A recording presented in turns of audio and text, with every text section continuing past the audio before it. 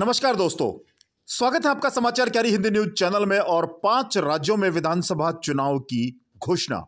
UP, Punjab, Uttarakhand, Goa और मणिपुर की चुनाव तारीखों का ऐलान 10 फरवरी से होगा मतदान। आपको बता दें कि उत्तर प्रदेश, पंजाब, उत्तराखंड, गोवा और मणिपुर में आज विधानसभा चुनाव का ऐलान हो चुका है।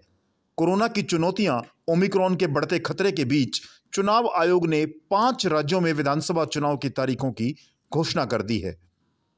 उत्तर प्रदेश, पंजाब, उत्तराखंड, गोवा और मणिपुर में 5 राज्यों में चुनाव होने वाले हैं और विधानसभा चुनाव का नगाड़ा बज चुका है।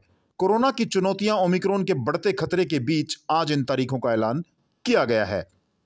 10 फरवरी से चुनाव की घोषणा है, जिसमें यूपी में 7 चरणों में, मणिपुर में 2 चरणों में चुनाव होंगे। इसके अलावा पंजाब, गोवा और उत्तराखंड में एक चरण में चुनाव होंगे। चुनाव आयोग द्वारा दी गई जानकारी के अनुसार इस बार देश के 5 राज्यों में होने वाले चुनाव में 18.3 करोड़ मतदाता चुनाव में मतदान करेंगे।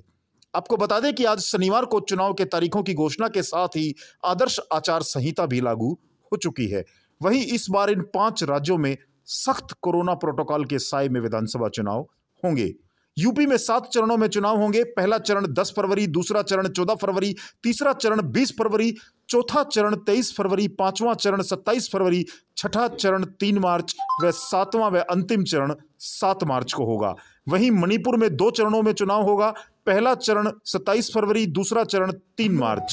इसके अलावा पंजाब, उत्तराखंड और गोवा में एक चरण में 14 फरवरी को होगा चुनाव। वहीं 10 मार्च को इन 5 राज्यों के चुनावी नतीजे आएंगे, मतगणना होगी। चुनाव आयोग की मुख्य बातें जो इस बार नए नियम लागू किए गए हैं वो भी आप सबके लिए जानने जरूरी हैं और उसकी जो डिटेल्स है वो हम आपको बता रहे हैं।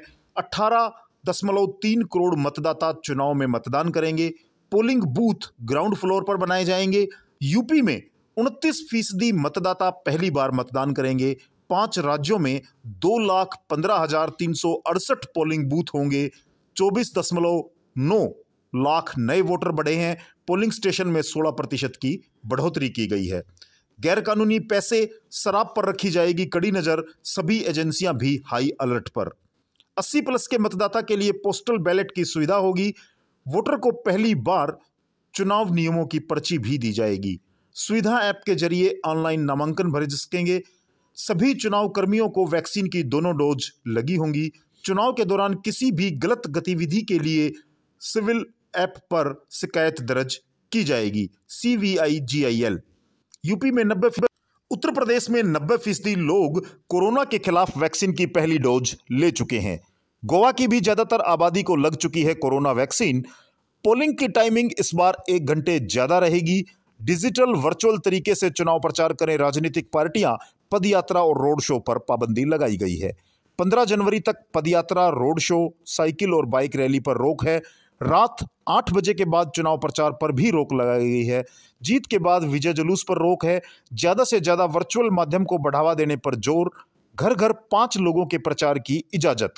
14 जनवरी को पहला नामांकन। यूपी में 7 चरणों में होगा चुनाव। मणिपुर में 2 चरणों में होंगे चुनाव। पंजाब, उत्तराखंड में एक चरण में होगा मतदान। 10 मार्च को 5 राज्यों में होगी वोटों की गिनती। चुनाव आयोग के ऐलान के मुताबिक उत्तर प्रदेश में 7 चरणों में चुनाव होगा। यहां 403 विधानसभा सीटें हैं, जबकि पंजाब में 1 चरण में चुनाव संपन्न कराया जाएगा। सुरक्षा की दृष्टि से मणिपुर में 2 चरणों में मतदान होगा, जबकि उत्तराखंड, गोवा में एक चरण में चुनाव होंगे। बता दें कि उत्तराखंड में 70 सीटों पर चुनाव होने हैं। इसके अलावा पंजाब में 117, मणिपुर में 60 तो गोवा में 40 विधानसभा सीटों पर चुनाव होंगे। अब आपको बताते हैं कि 2017 की क्या तस्वीर थी। बता दें कि 2017 में उत्तर प्रदेश में बीजेपी ने बंपर बहुमत के दम पर सरकार बनाई थी। तब यहां 403 सीटों में से बीजेपी को 312 सीटें मिली थी। 2012 से लेकर 2017 तक सत्ता में रहने वाली सपा मात्र 47 सीटों पर आकर सिमट गई थी। इस चुनाव में बीएसपी को 19, कांग्रेस को 7 और अन्य को 5 सीटें मिली थी। यहां योगी आदित्यनाथ के नेतृत्व में बीजेपी की सरकार बनी थी। अगर उत्तराखंड की बात करें तो यहां बीजेपी अपने दम पर सरकार में आई थी।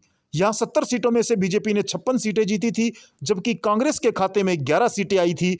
उत्तराखंड में बीजेपी पिछले 5 साल में 3 सीएम बदल चुकी है। बीजेपी ने यहां त्रिवेंद्र सिंह रावत के नेतृत्व में सरकार बनाई। कुछ महीनों बाद तीरथ सिंह रावत सीएम बने, तो एक बार फिर उन्हें हटाकर पुष्कर सिंह धामी को पार्टी ने सीएम बनाया है। अगर बात पंजाब की करें तो यहां कैप्टन अमरिंदर सिंह के नेतृत्व में कांग्रेस ने 10 साल से सत्ता में रहे अकाली दल और बीजेपी की जोड़ी को सत्ता से बेदखल कर दिया था। 117 सीटों वाले पंजाब विधानसभा चुनाव में कांग्रेस ने मोदी लहर को नाकाम करते हुए 77 सीटें जीती थी, जबकि अकाली दल को 15 सीटें मिली थी।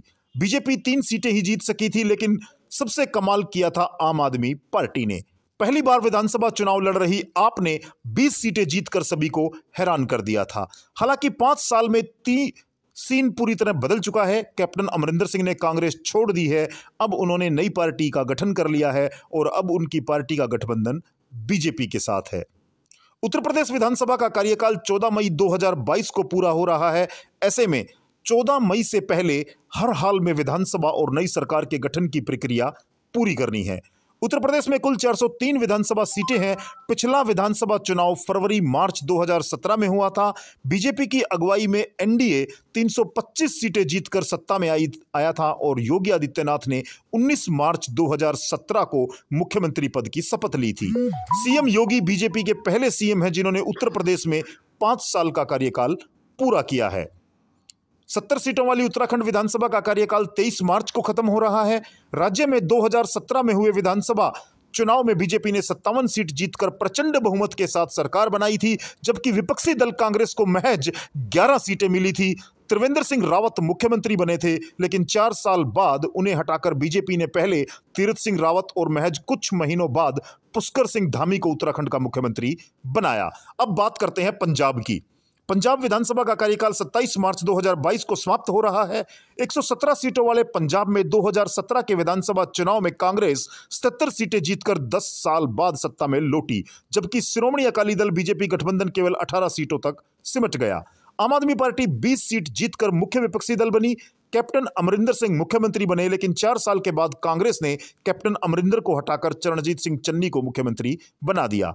पंजाब में सरकार बनाने के लिए किसी भी दल या गठबंधन को 59 सीटों का आंकड़ा हासिल करना होगा। बात करते हैं मणिपुर के विधानसभा की। पूर्वोत्तर के 60 सीटों वाले राज्य मणिपुर की विधानसभा का कार्यकाल 19 मार्च 2022 को समाप्त हो रहा है। ऐसे में इससे पहले राज्य में सरकार के गठन की प्रक्रिया पूरी करनी होगी। 2017 में मणिपुर विधानसभा चुनाव में बीजेपी 24 सीटें जीतकर सबसे बड़े दल के रूप में उभरी थी। कांग्रेस 17 विधायकों के साथ मुख्य विपक्षी दल बनी थी। बीजेपी ने एनपीपी, एलजेपी और निर्दलीय विधायकों के समर्थन से सरकार बनाई और एन वीरेंद्र सिंह राज्य के मुख्यमंत्री बने। अब बात करते हैं गोवा की। 40 सीटों वाले गोवा की विधानसभा का कार्यकाल 15 मार्च को समाप्त हो रहा है। राज्य में पिछला विधानसभा चुनाव फरवरी 2017 में हुआ था। कांग्रेस 15 सीटें जीतकर सबसे बड़ी पार्टी बनकर उभरी थी, लेकिन वो सरकार नहीं बना सकी। बीजेपी ने 13 सीटें जीती और वो एमजीपी, जीएफपी व 2 निर्दलीय विधायकों के सहारे सरकार बनाने में सफल रही। मनोहर पर्रिकर गोवा के मुख्यमंत्री बने, लेकिन 17 मार्च 2019 को मनोहर पर्रिकर के निधन के बाद डॉक्टर प्रमोद सावंत को राज्य का मुख्यमंत्री बनाया गया। इस बार चुनाव आयोग ने काफी पाबंदियां लगाई हैं, जिसको देखते हुए विभिन्न राजनीतिक दलों को अपनी नई रणनीति बनानी पड़ेगी। खास तौर से वर्चुअल बैठक और वर्चुअल प्रचार को लेकर के बड़े राजनीतिक दल जिनके पास संसाधन है वो ही प्रचार में आम जन तक पहुंच पाने में सफल हो पाएंगे। और काफी अन्य हिदायतें भी हैं। 15 जनवरी तक किसी भी प्रकार की रैली, पदयात्रा, नुक्कड़ शो या रोड शो पर पूरी तरह से बैन लगा दिया गया है। और कोरोना काल को देखते हुए, किसान आंदोलन को देखते हुए तमाम इस तरह के बड़े बदलाव हैं जो देश की राजनीति में इन 2 वर्षों के दौरान देखने को मिले हैं। उन सब चीजों का प्रभाव इन 5 राज्यों के विधानसभा चुनाव पर कितना पड़ेगा, ये बड़ा